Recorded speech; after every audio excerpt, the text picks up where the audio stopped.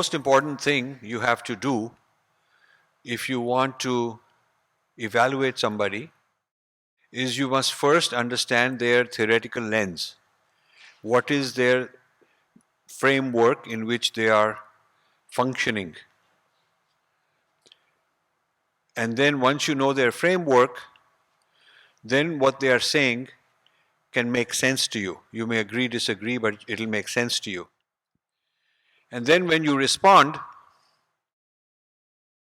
you have to respond at both levels. You have to first discuss their framework and then discuss their conclusions. Because if somebody's framework is incorrect, it's not worth discussing whether their conclusions are right or wrong. It's more deep than that. It's more fundamental than that. So in our tradition, Siddhant is the framework, the argumentative methodology in which somebody argues, presents their case. And there are different Siddhants within our tradition. So when they argue in our tradition, they want to know, here is my Siddhant, what I'm going to use. What is your Siddhant? And the other person says, this is my Siddhant. So it's like lawyers. First they say, which is the law you'll apply? So the guy says, I'll apply the laws of the state of India.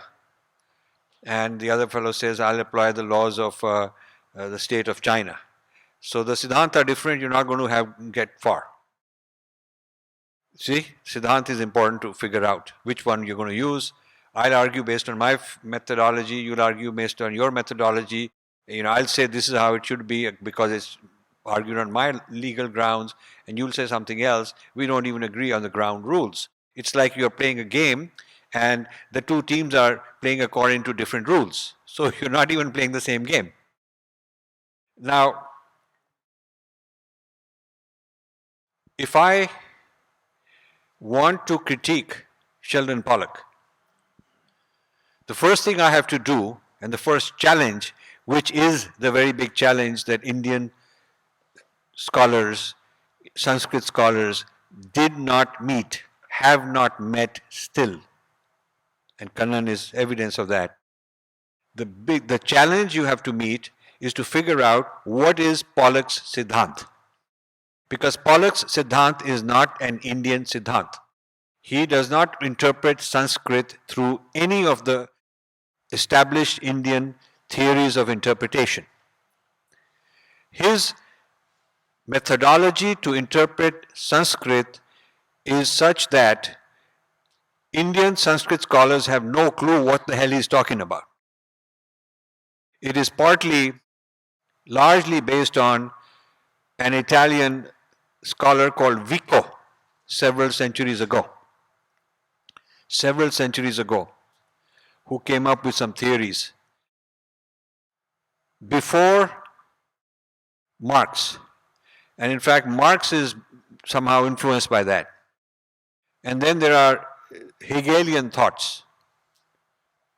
So he refers to very heavy jargon, very complex writing English, referring to those people and their theories, which means that he's talking to other Westerners, not to our Sanskrit people, because they don't know what the hell it is. It's like Sudarshan and I are having a conversation and we are using Advait Vedant, and we are trying to argue on some issue. And he uses Advait Vedant and I'm using Advait Vedant, and so we're making sense to each other. But some guy somewhere in some culture who knows nothing about it will not know what the heck we're talking about. So let's say we're talking about him. He and I are talking about that guy in another culture. He does not know what we're talking about. He can just come up with Rajiv's a bad guy, Rajiv did this, Sudarshan did that. He can talk about irrelevant things about us. But he cannot really get into the bottom of what it is we're saying, even though we're talking about his culture. So it took me a very long time to read through a few thousand pages of Pollock and figure out his Siddhant. because they're very clever. They don't even have a, here is my Siddhant 101 level tutorial so that the reader can understand. Because he's writing for other Westerners, they already know. It's codified language. They know each other, and we are the outsiders, although they're talking about us. Very clever. So here's a big breakthrough for me. Well, I'll come to that later. I always take challenging projects where I have to figure out something deep that people haven't figured out on our side. And then I try to get help from lots of people. So in the case of Sheldon Pollock, I wrote to one Professor Jha, who is a very famous Sanskrit person. We had made him a fellow of the Infinity Foundation, and he couldn't do much. He couldn't do anything. I talked to some JNU professors. I talked to Professor Kapil Kapoor, who's a very good friend of mine, and he referred me to his best students. I wrote to them. We met, and they couldn't figure out what the hell Sheldon Pollock is saying. I wrote to somebody in Mumbai who's a Sanskrit scholar in one of these Somaiya Institute or something. I wrote to Shashi Tiwari, dear friend of mine, a good Sanskrit scholar, and she said, you know, Rajiv ji, this is, it requires me to study a lot of other philosophies of all these people. And then I wrote to Kannan and Meera, and I said, I'll give you a grant to take this topic and that topic and interpret it for me. And I do not want this superficial talking about him and all that, but talk about what is that theory. And after rejecting many quick answers he gave, wanting him to stick to the interpretation of the methodology, analysis of the methodology, he finally said something very truthful. He said, it will take me at least 2 years to understand what he's writing about. That was very true. It does take that long. I'm just giving you the background of this whole thing. So the big breakthrough came when I finally decoded what he meant by the aestheticization of power. That is the key, that is the first key you can unlock. Once you unlock what is meant by aestheticization of power, then you go back and read again, and then it makes more sense, then you get something else. So, you know, then you can open up the whole thing. So more important than telling you all kind of details like, you know, he's bad, he's this and that, and his student is Audrey Tusquet and all, because that's irrelevant. It doesn't, you won't learn anything. Let me tell you what is the aestheticization of power, because that, if that's the one thing I can explain to you, it will be useful. Believe me, that's what I'd like to do.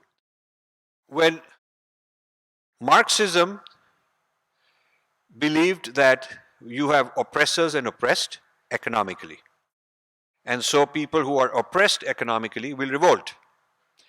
And that revolt is good, and that will be a violent revolt. There'll be an uprising, and they'll dismantle each other, break, you know, and then something new will emerge. That's what, in a nutshell, they're saying.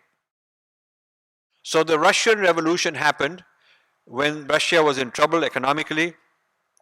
Lenin got the peasants to revolt, and hence the revolution.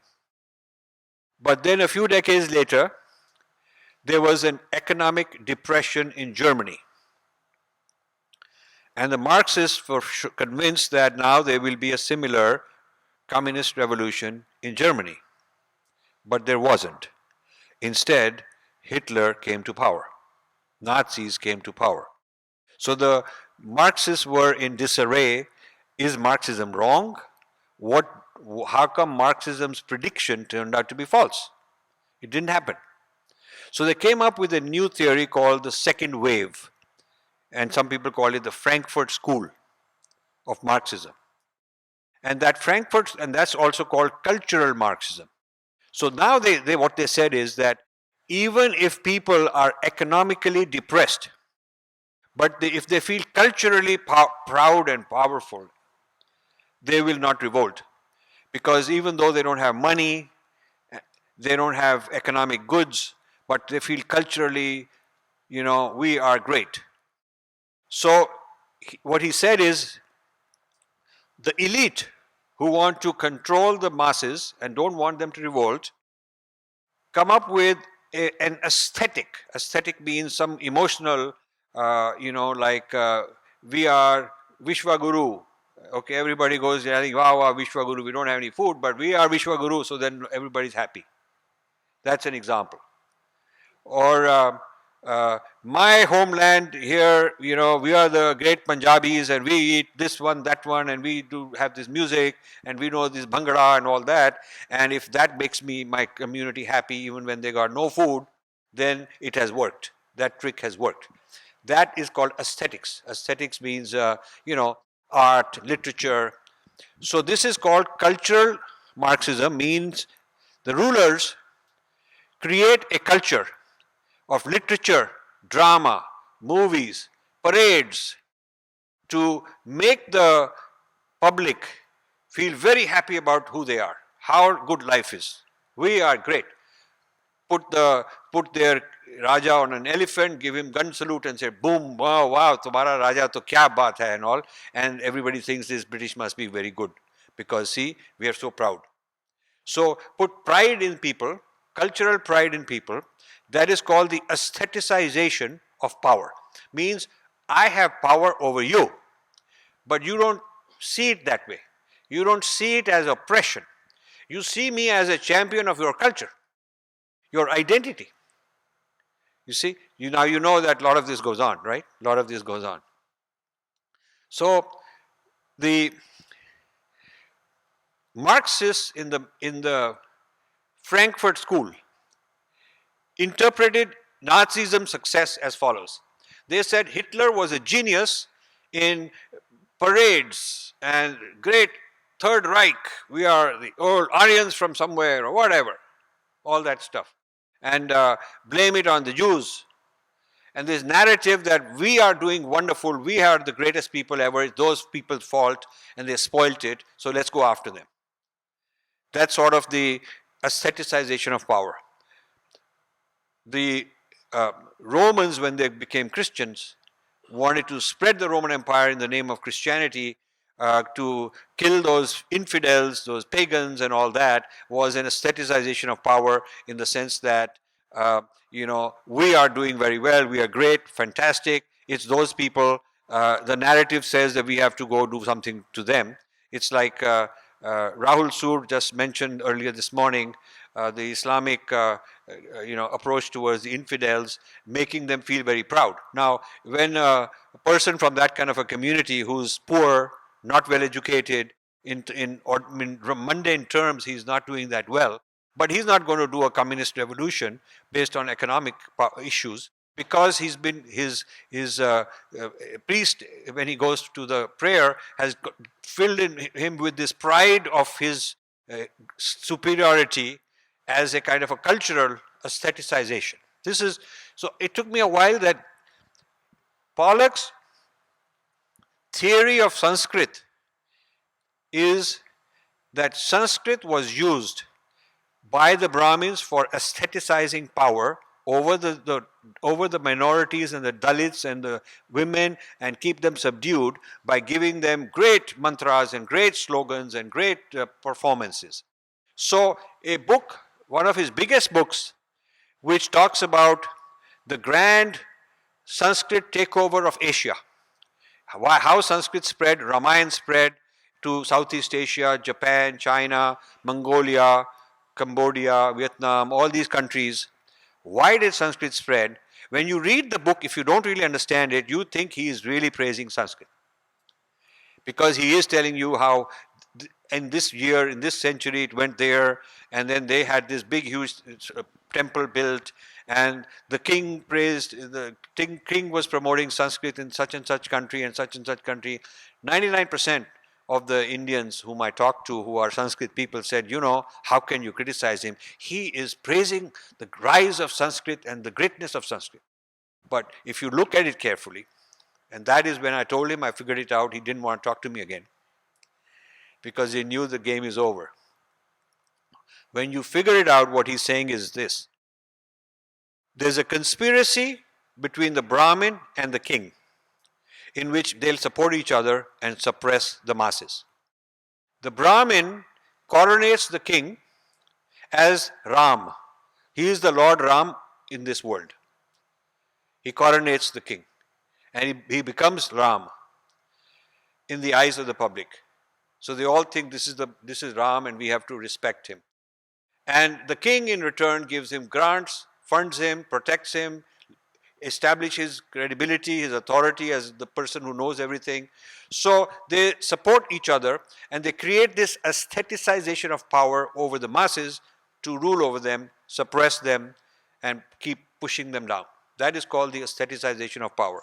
So I read, after I figured out what is this Vico guy, what is this Frankfurt School, after I figured it all out and figured out what he's saying about all these other examples, and then his book after book on Sanskrit talks about the aestheticization of power, suddenly began to make sense to me. So he has hundreds of pages with dozens of examples, very detailed research he's done in some all kinds of archives, and very valid data that, in Cambodia, a group of Brahmins came, and then this was the king who invited them, and then they did this ceremony. It lasted for so many days, and as a result of this ceremony, the whole public was told that they performed Ramayana, and when they performed the Ramayana, the king was Ram, and whole entourage and all the people of his palace dressed up, and a lot of feasting and dancing, music, and the Brahmins performing this ceremony. And the people are so mesmerized, there is no more complaint about poverty. So this is the Marxist view on how you use culture to keep people down. This is called the aestheticization of power. And Pollock's theory is that the rise of Sanskrit and the spread of Sanskrit throughout Asia is because the Ramayana was the tool for the aestheticization of power. It has nothing to do with spirituality. It is just a nice story in which some other people are called bad guys, and the Raja looks good. He's Ram, and the Brahmins are his friends and his allies and authorities. So this aestheticization of power is the key to understanding Pollock. If you don't understand the aestheticization of power, you can go around wasting all your time quoting a little bit from here, a little bit from there, taking pot shots on very silly, superficial things. That means you really don't get it. So once you understand this, the book I wrote, The Battle for Sanskrit, is Sanskrit spiritual or oppressive? Because he says it's oppressive. That is an important point. Is it political or a source of enlightenment? And he says it's a political device. Is it dead or alive? He says it's dead. It died because once the Muslims took over, the Hindu kings did not want to support Sanskrit anymore. The Muslim kings, in fact, tried to support Sanskrit, but the Brahmins wouldn't collaborate with them. So the Muslims were going on giving grants in Kashmir and all that, according to his account. They were going on giving grants to support Sanskrit, and the Hindu kings didn't want to because this collaboration failed, and the Brahmins didn't want to. And so that is when Sanskrit died. That is the death of Sanskrit. So it is the Brahmins' refusal to collaborate with the Muslim kings which led to the death of Sanskrit. This is a theory. So you see, what I've just unpacked in a short, simple form is his Siddhant. That is his framework. That is his logic. You have to understand that. Anytime you do a critique of somebody, you have to keep reading and understanding their siddhants, their logic, their methodology. If you don't have that, your paper will be just some superficial, taking pot shots here and there, and it really won't go deep enough. And that's the problem I found even today, even after writing that 500-page book. When I asked Sanskrit people who read it, they haven't really got it. They still take shots at some random thing here and there, but they don't quite get it.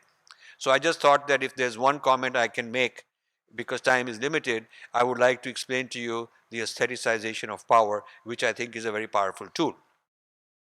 So in my discussions with Pollock, the story is that Sringeri Mutt signed an MOU with Pollock in Columbia University whereby millions of dollars would be invested in setting up chairs.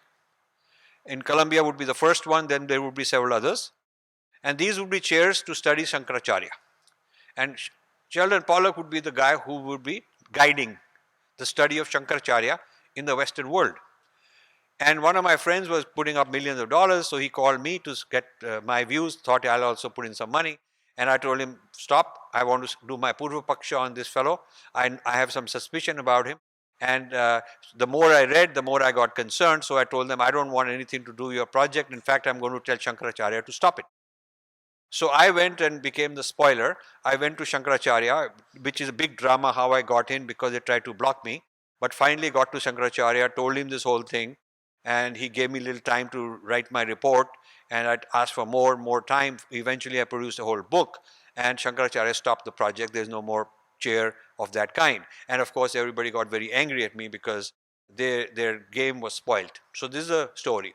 So when this was going on, Pollock would write to me and say, I happen to be in Princeton. I mean, he would not happen to be, he really came to see me, but he would want to say that I'm going to happen to be in Princeton and I'd like to buy you lunch or something like that. So we would have a meal together. And then after a while, I would go to New York and invite him for a coffee. So we got to know each other. And he tried to tell me to not do this writing. He tried to convince me not to. He said, maybe we'll work something out. We'll work on something together. I was just thinking about it. I was wondering what you feel like working with me. So if I were vulnerable, I would have said, hey, this is my opportunity. But I said, no, I'm writing my book and you should evaluate when I've written my book. So he had no clue that I figured this out. So one day when I sat down and told him the whole thing, he stopped talking to me after that. So in the book, he says that the aestheticization of power is responsible for the abuse of Sanskrit. The Sanskrit being an abusive language for the abuse of human rights of people through Sanskrit. It's because of this aesthetic ability of Sanskrit has. The mantra is so powerful, it sounds so nice that you can mesmerize people, hypnotize them, and you can make a fool out of them. So in that, I wrote a section that his argument is Raja has the money to buy out the Brahmin, and Brahmin has the aestheticization technique to make the Raja look good. And the two of them are making a fool out of everybody else. So I said, I feel a good application of this is that Rohan Murthy has the money to fund him, millions of dollars, and he writes a prashasti to Rohan Murthy. Prashasti means prayer to the praise. So his book is full of quoting Brahmins writing prashastis to the kings. Brahmin wrote a prashasti to this Cambodian fellow, and this fellow must be at least 100 of prashastis he's found out from various places, and he uses the prashasti, which means praise for the king, as an argument that Brahmin is praising the king is giving him donations, and the two of them are doing this aestheticization of power to keep everybody else down. So I said, Rohan Murthy gave this guy money as a donation. This guy wrote a prashasti for Rohan Murthy on his website, and I quoted on Sheldon Pollock's website is a tremendous prashasti saying, Rohan Murthy is a rare individual who's funded this great project, blah, blah, blah, or sort of writing thank you to your donor. So I said, you guys are doing the aestheticization of power and making a fool out of all these Hindus who are going to fund you. So of course he got really ticked off. But that is the level of understanding you have to achieve of your opponent and how to use the same logic back on him.